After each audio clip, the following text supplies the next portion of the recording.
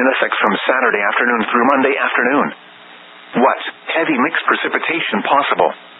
Confidence is increasing in widespread snow, sleet, and freezing rain. This may result in moderate to major impacts in infrastructure and transportation. Where? The Piedmont and portions of the central and northern coastal plain. When? From Saturday afternoon through Monday afternoon. Impacts, roads, and especially bridges and overpasses, will likely become slick and hazardous.